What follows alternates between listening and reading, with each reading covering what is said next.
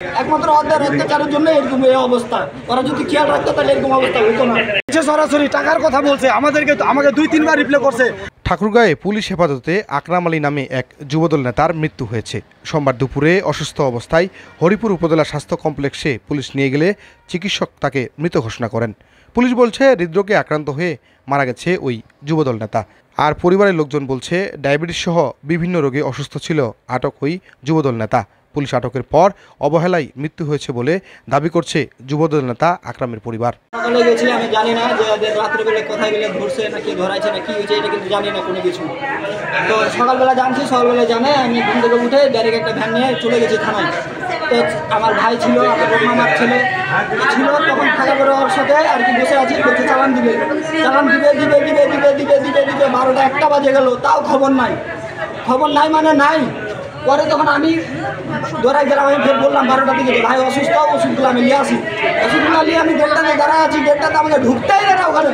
আমার ভাইও দাঁড়ায় আছে, এখানে প্রশ্ন করতেছে, এখানে ওসি স্যার দেখবে, এই দেখবে। এখান থেকে যায় সাইডে যায় বসে থাকেন, আমাদের পিটাই দিচ্ছে, তবু আমাদের ভিতরে ঢুকতে দেয়নি।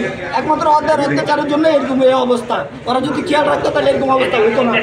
অবশ্যই ডিআইবি সাদেক বলছে। কখন বলছে? এটা সকাল 5:30টায় আমাকে, সকাল 5:30টায় বলছে যে আকরামের বিষয় আর শফিক এখানে সবাই আছে, হ্যাঁ এখানে মাল মেডিসিন তোমরা নিয়ে আসো। আমরা ওসি স্যারকে বলে আমি এটাকে হালকা করে দিব, যে না হালকা কিছু মেডিসিন দিয়ে দিছে যেটা হালকা, ওরা ওখান থেকে সাট আপ করে ছাড়া পেয়ে যাবে। মাল বলতে কি বোঝায়?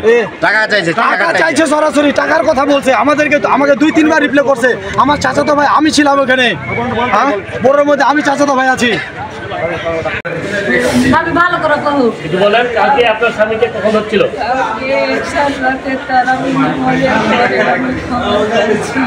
তারাবি নামাজের পর আপনি খবর পাইছেন? তখন নিয়ে আসছে কয়জনকে নিয়ে আসছে জানেন? শুনছিলাম 6 জন। কি বিষয় নিয়ে ধরে নিয়ে আসছিল? তাও আমি সঠিক বলতে পারবেন না। থানায় নিয়ে আসার পর যে আপনি তাদের সাথে দেখা করছিলেন? আমার শ্বশুর শাশুড়িকে পাঠাইছিলাম, আমি আসিনি। ওদের সাথে কি দেখা হয়েছিল? ওদের সাথে দেখা করছে, ওর সাথে সকালে আমার শাশুড়ি কথা বলছে। জোরে বলেন, জোরে। এবার আসছিল সকালে আমার শাশুড়ি, আসে দেখা করে কথা বলে গেছে। এ পর্যন্ত তারপরে আমার শাশুড়ি বাড়ি চলে গেছে। সে কি কোনো কিছু বলেছিল থানার ভিতরে? তারপর অসুবিধার কথা কিছু বলেছিল? কিছু বলেনি। আপনাদের কোনো কি ওই অভিযোগ আছে বা সমস্যা আছে এইসব বিষয়ে, যে তার আপনার স্বামী যে মারা গেল? আমার স্বামী তো অসুখ ছিল, অনেক হার্টের সমস্যা, ডায়াবেটিস, প্রেশার, অনেক সমস্যা ছিল। এ পর্যন্ত অনেক অসুখ বিষয়ের সমস্যা ছিল, অনেক সমস্যা ছিল। তার হার্ট ছিল, প্রেশার, ডায়াবেটিস, অনেক সমস্যা, আরও আচ্ছা ঠিক আছে। মৃত আকরাম হোসেন হরিপুর উপজেলার হাটপুকুর গ্রামের তোয়াবালির একমাত্র ছেলে। তিনি হরিপুর উপজেলা যুবদলের সাবেক সাধারণ সম্পাদক এবং বর্তমানে উপজেলা যুবদলের সদস্য সচিব হিসাবে দায়িত্বে ছিলেন। হরিপুর উপজেলা স্বাস্থ্য ও পরিবার পরিকল্পনা কর্মকর্তা ডাক্তার মোহাম্মদ শাহানুজ্জামান বলেন, সোমবার দুপুর 1:45 তাকে হরিপুর উপজেলা স্বাস্থ্য কমপ্লেক্সে নিয়ে আসে পুলিশ। হাসপাতালে নিয়ে আসার আগেই তার মৃত্যু হয়। ময়নাতদন্ত ছাড়া বলা যাবে না কী কারণে মৃত্যু হয়েছে তার। এদিকে ঠাকুরগাঁও জেলা পুলিশ চিকিৎসকের বরাত দিয়ে এক প্রেস বিজ্ঞপ্তিতে জানিয়েছে, হৃদরোগে আক্রান্ত হয়ে মারা গেছে যুবদল নেতা আকরাম আলী।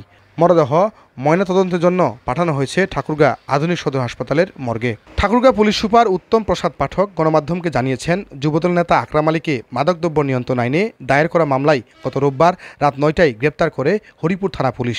পরদিন ঠাকুরগাঁও আদালতে পাঠানোর জন্য হরিপুর থানা থেকে পুলিশ তাকে নিয়ে রওনা দিলে পথিমধ্যে আকরাম আলী অসুস্থ হয়ে পড়েন। পরে তাকে হরিপুর উপজেলা স্বাস্থ্য কমপ্লেক্সে নিয়ে গেলে চিকিৎসক তাকে মৃত ঘোষণা করেন। এদিকে সোমবার রাত 11:30টায় বাংলাদেশ জাতীয়তাবাদী দল বিএনপির কেন্দ্রীয় কমিটি প্রেস বিজ্ঞপ্তি দিয়ে জানিয়েছে, যুবদল নেতা আকরাম আলী পুলিশের নিষ্ঠুর নির্যাতনে মৃত্যুবরণ করেছেন। বিজ্ঞপ্তিতে এ ঘটনার প্রতিবাদ ও নিন্দা জানিয়েছেন বিএনপির মহাসচিব Mirza Fakhrul Islam Alamgir. Desk report, North Bengal TV, Thakurgaon.